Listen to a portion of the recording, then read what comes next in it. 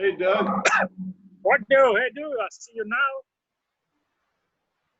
Hey, brethren, we're going to go ahead and start. Today's guest speaker is Brother Damien Jack. No, definitely not you. Oh, come on, man. But Brother Damien, I was actually put on his radar last year, and he has written several books. I have 6 of them. This is one of them. They're wonderfully written. He speaks quite a bit with the Prince Hall talking circuit. So we do have a time limit for this. It's 40 minutes. So without further ado, if everyone could mute themselves with the exception of Brother Damien, it would help for the recording. And with nothing else, Brother Damien, the proverbial floor is yours. All right. Thank you, sir. Good evening, brothers. It is definitely an honor and pleasure to be before you this evening.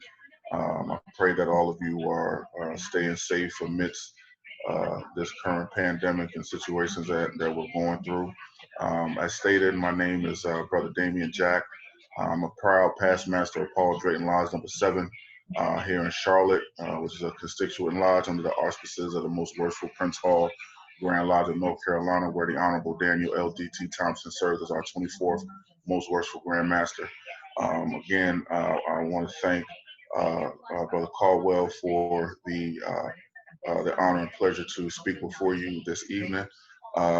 Like we like to say in church, I promise I won't be before you long. I pray that you enjoy the presentation that I have for you this evening. Brother Caldwell, could you give me the permission to share my screen, sir?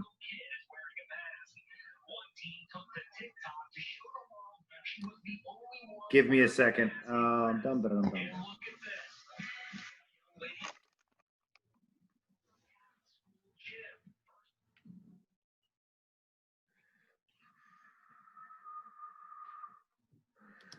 See if this.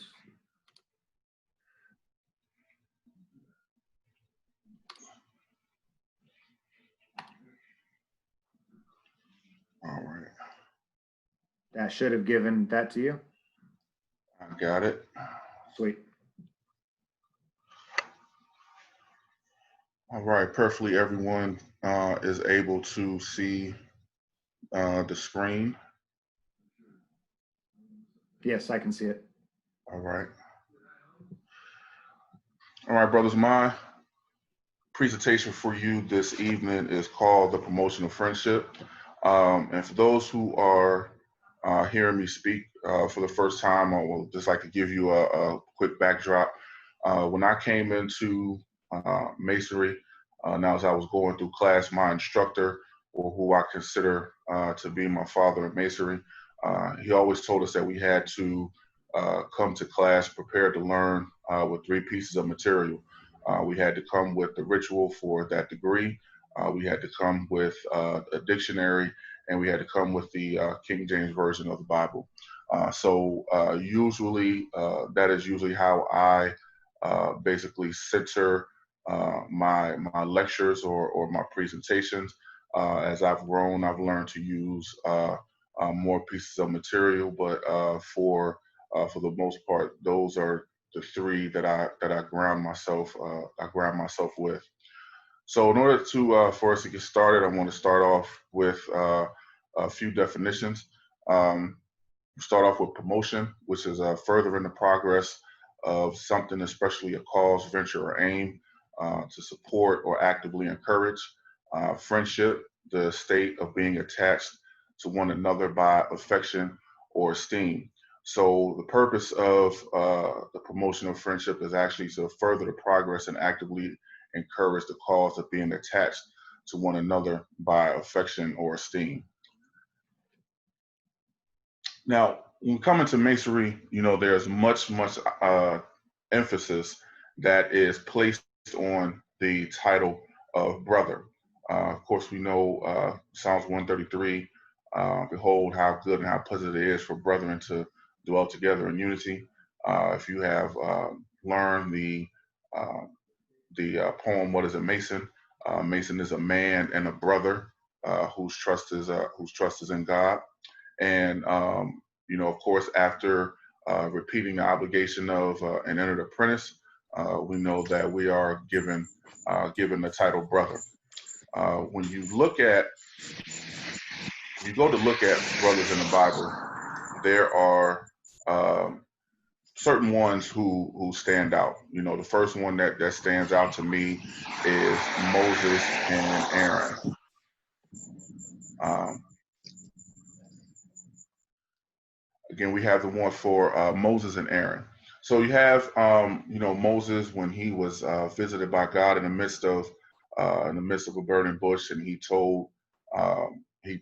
God told Moses to go to the Pharaoh and tell him to let my people go and to lead them to a land flowing with milk and honey. Moses told the Lord, "Pardon your servant, Lord. I have never been eloquent of speech, neither in the past nor since you have spoken to your servant. I am slow of speech and tongue." This is in Exodus 4 and 10. God responds to him, "Is not Aaron the Levite your brother? I know that he can speak well, and he is now on his way to meet you. When he sees you, he will be glad in his heart. You are to speak to him and put the words in his mouth, and I will help both of you speak, and I will teach you what to do. He will speak to the people for you.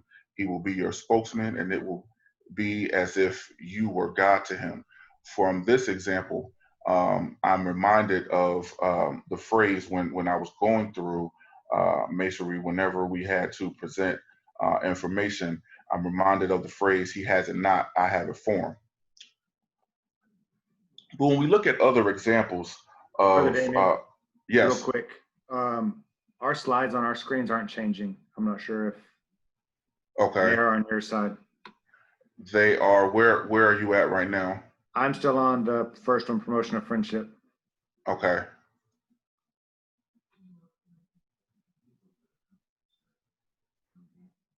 Do you see the brother screen now? No. Okay. Let me come out. Okay. There it is. Okay. So let me start from here. There's a little Okay. icon on the bottom right that looks like a screen. If you click that, it'll take up the entire screen.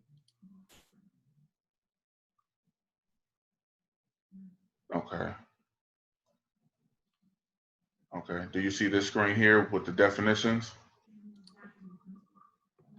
I did, and then they went away.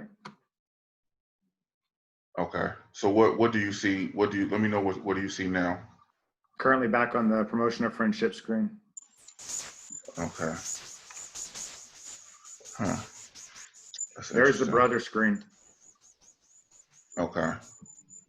So this, I don't know what's wrong. This might be the only way. Do you see the icon on the bottom right that looks like a book? Um,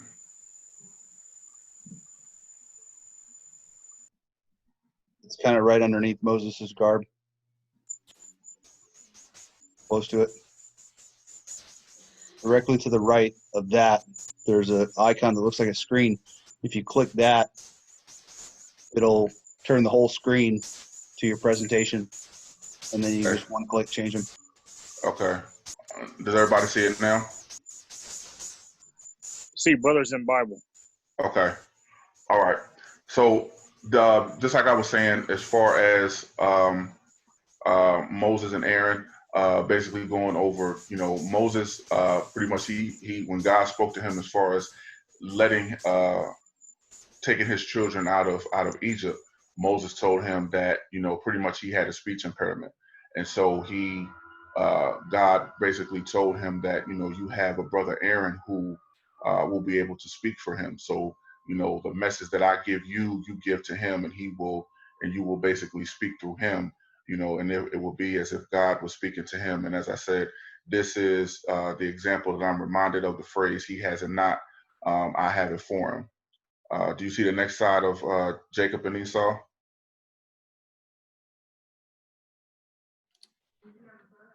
No, it's on the left-hand side, but it's not come up yet.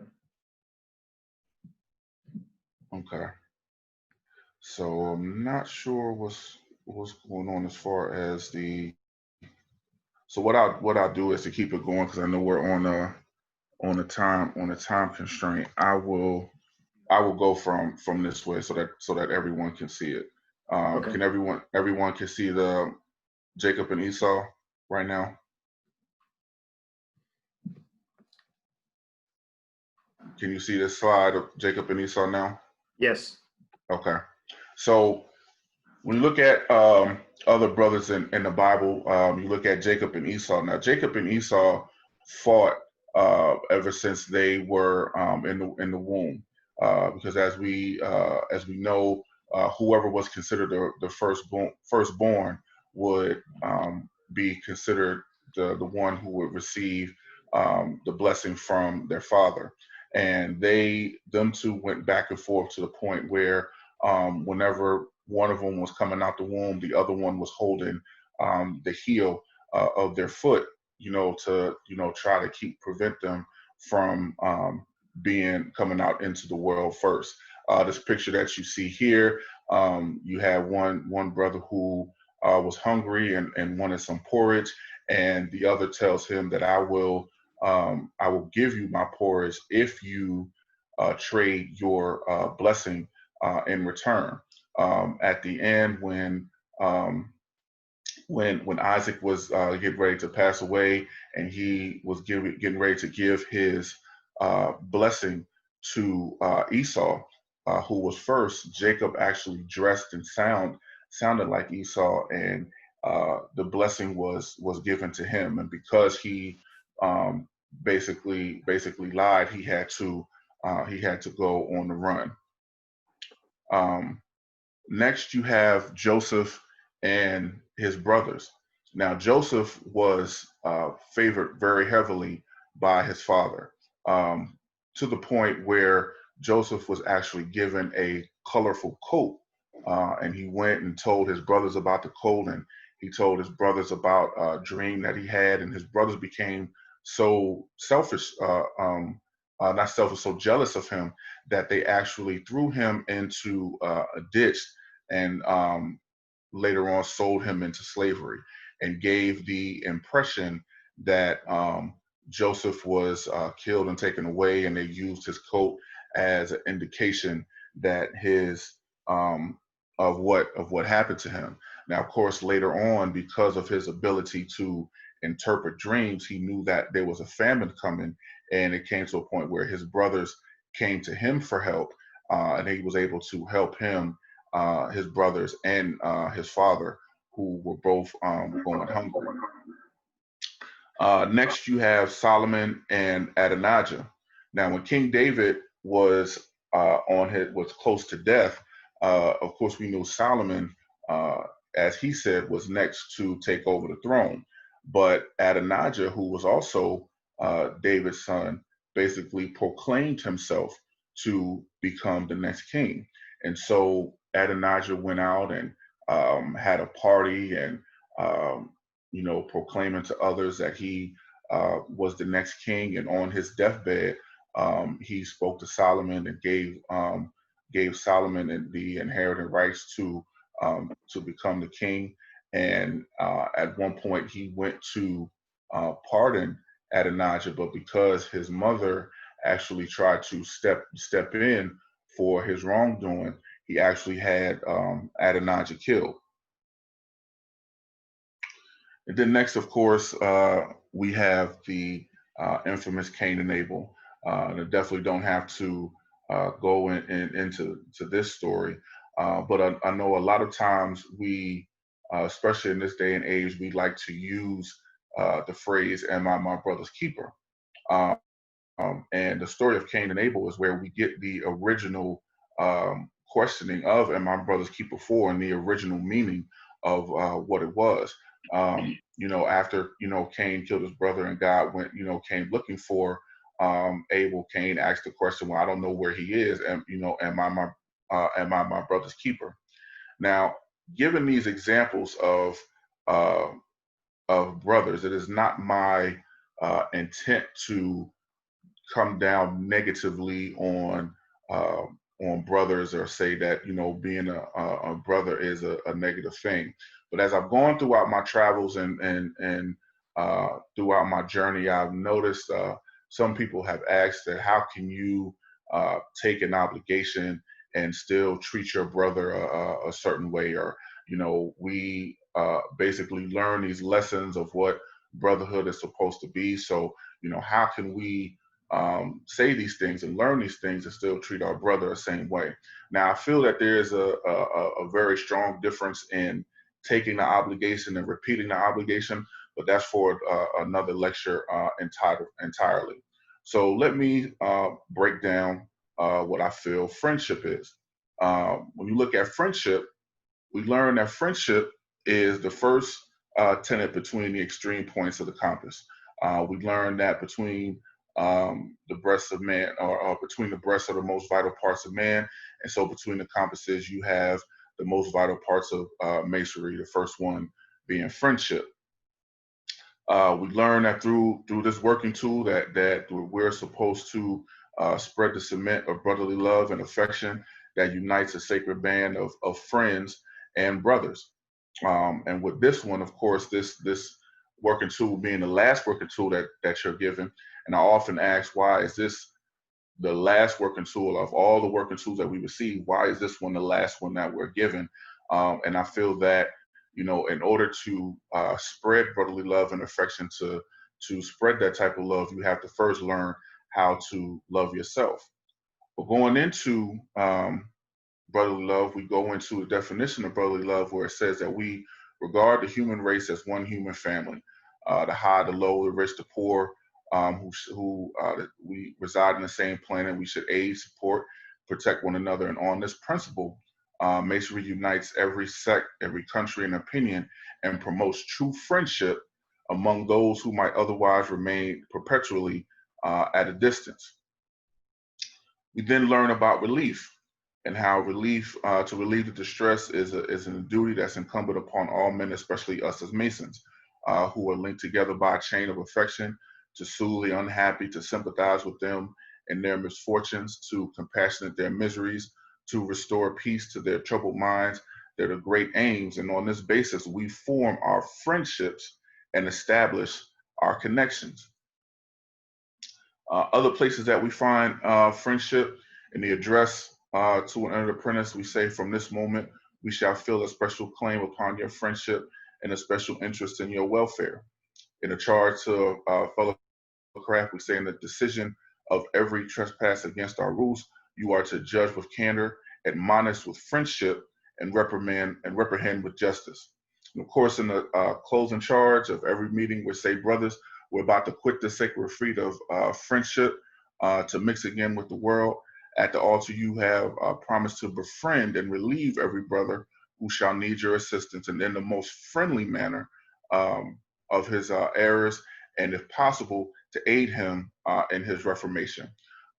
Here in North Carolina, when a brother is called from labor to refreshment, and we're asked to give the last sad rites, if we do the service at the church, one thing that we say, brethren, we are called upon by the imperious mandate of the dread messenger of death, against whose free entrance within circle of the fraternity, the barred doors and the tireless weapon offer no impediment, to mourn the loss of one of our companions. Of course, companions being another synonym for friend.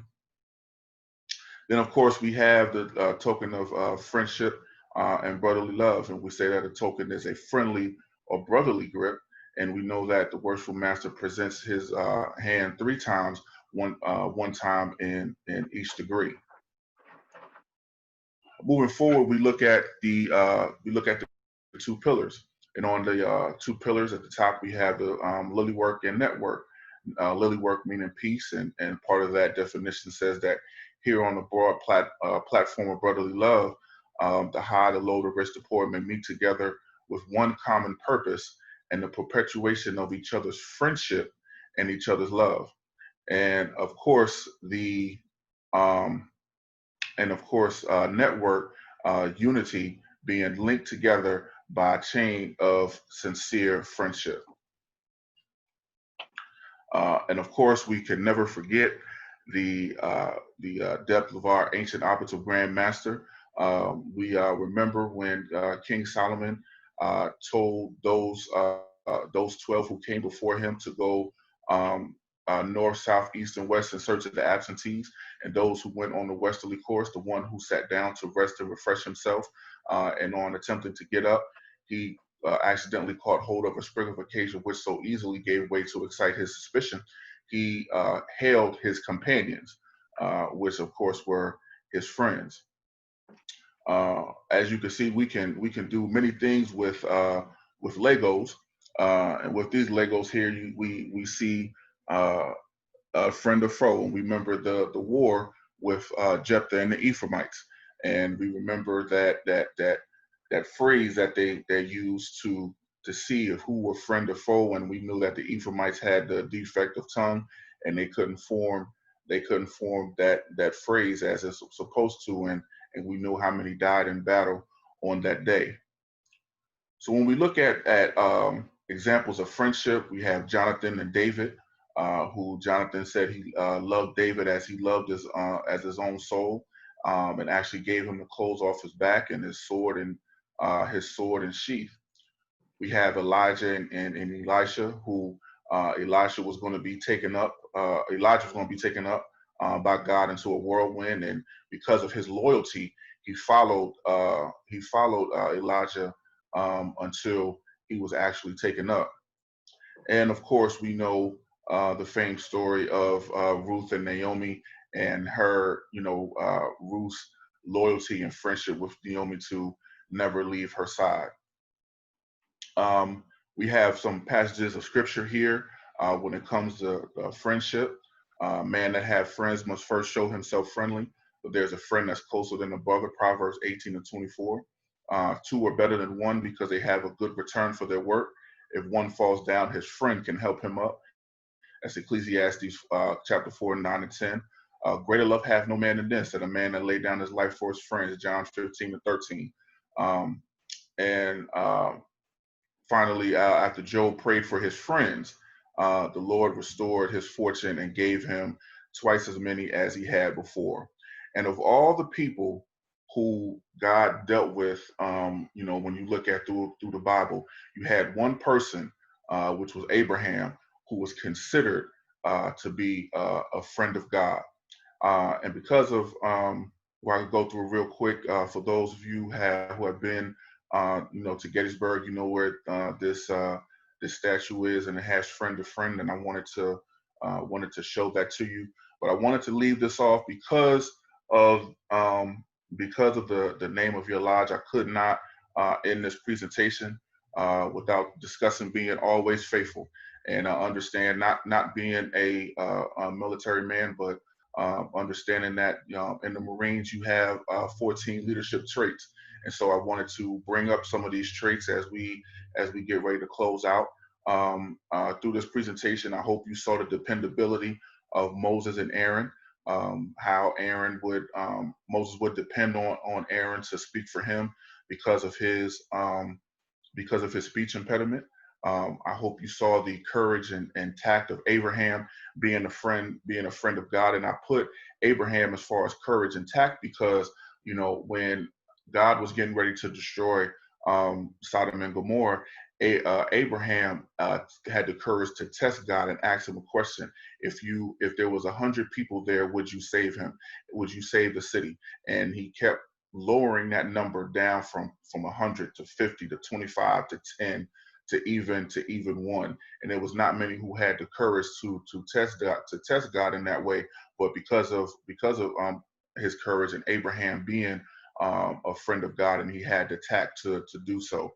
Unselfishness and initiative, I hope you see through Jonathan and David with their friendship, and Jonathan being unselfish to the point where he gave him the clothes on his back, and the initiative to have that friendship, to say that he loved him like he loved his own soul. And of course, the endurance of Ruth and Naomi to go through what they have gone through, and to come out on top with the marriage of Ruth and Boaz, and 42 generations later being the birth of Jesus. And through all of that, through all of those examples, you have loyalty. And of course, I know the one famous phrase that you have as a Marine: no man left behind. So this is my presentation on the promotion of friendship, brothers.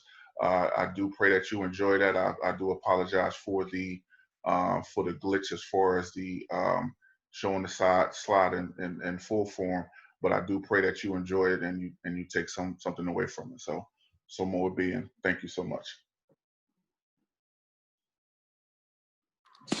Excellent. so Thank you much. so much. Thank you so much for enlightening us, Brother Damien. I appreciate you coming out. I know that wish this could have been in person, but we will either get down to see you or have you come down to us again here in the future. Does anyone have any questions for the next few minutes? Just for the record, if this does cancel out, if you just go back into the same link, we can use that as well. But as of right now, does anyone have any questions for Brother Damien? Brother Dan, you up in Charlotte? Yes, sir. Okay. You on the Mooresville side, or you up down in Charlotte proper? I'm within the city. Okay. I live about 10 minutes from downtown. Right. I got a friend of mine. I visit a friend of mine up in Mooresville quite often. Okay. I didn't know if you were how far you were from that area. I'm not too far, maybe about 20 minutes or so. No. I had to get I'll get your contact information from Jason. Maybe we can get together and go catch something at the Jack in the Box one day, because that's the place I got to hit up when I get to Charlotte area. Absolutely. I got to go to Jack in the Box. Got to get my fried taco. Absolutely.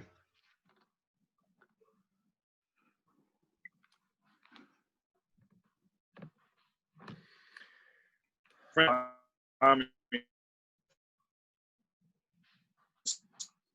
don't know who that is, but you're cutting out pretty bad. Crickets. Brother Damien, I'm going to take a minute. Like I said earlier, he's got many books. This is the one that I received today. Like I said, I've got several others. He is an exceptional author as well. He has the ability to break things down in a manner where anyone can understand them, to include myself. That says a lot for you. Hey, hush.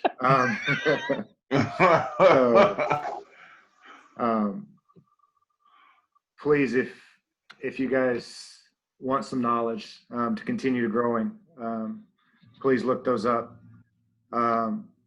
Damien, if you don't mind, I know that Rusty mentioned about getting your info. If you don't mind, I'll give them your Facebook info.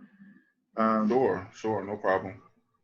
Spread this out a little bit farther if we can. And I'm pulling up a picture now so that everyone can see. So this is these are the books that I've written. I've been writing since about 2015. The top 4 books are my Teachable Moments series. Those are lectures for ancient craft. The next row are books for the York Rite. I have 2 for Royal Arch and 1 each for Royal and Select and Knights Templar. The next row is for Scottish Rite. And the bottom row are my leadership books. Don't have to be fooled by the title.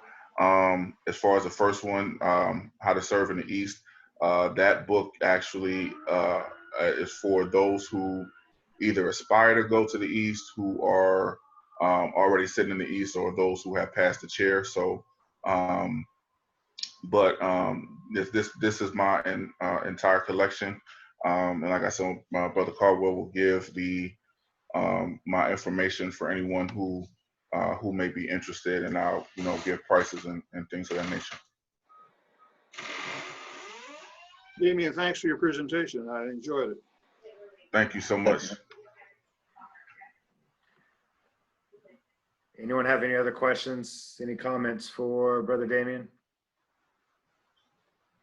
Good to go. Brother, like I said at the beginning, thank you so much for taking the time out of your schedule. I know your schedule's kind of hectic. We appreciate it. It's been good finally getting to listen to you, quote unquote, in person. I followed you several through your speaking engagements. I appreciate it, and the honor's ours having you here.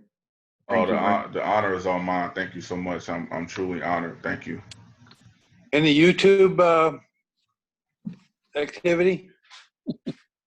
I do once a month. I am a part of a podcast called the Prince Hall Think Tank, and basically it's a podcast that comes on where we do live the fourth Sunday of every month, and we talk about different topics from. We've had a show on Royal and Select, the history of Royal and Select, Royal Arts Masonry, Masonic education. We dive into different things as far as Prince Hall Masonry, but it's for everybody to look at and to share. So we have a slew of episodes. I was first a guest panelist on the show in 2016 when my first book was published, and now I'm a permanent panelist on there. So we're taking a break this month, and we'll be going into our 6th year come September. So definitely looking forward to it. So if you go on YouTube and type in the Prince Hall Think Tank, you'll see a slew of shows that you can look into as far as that's concerned. Cool. Anyone else? Going once, going twice. Brother Damien, thanks again for showing up. I appreciate it. And like I said, I will send you the link for YouTube as soon as I get it loaded. All right. Thank you so much. And thank you to the brothers. I pray that each of you have enjoyed the presentation, and hopefully something that I gave will influence you in some type of way. Definitely appreciate you, and looking forward to the fellowship again sometime soon. What did he? Thank you. Thank you. Thanks, Damien. Good night, everybody.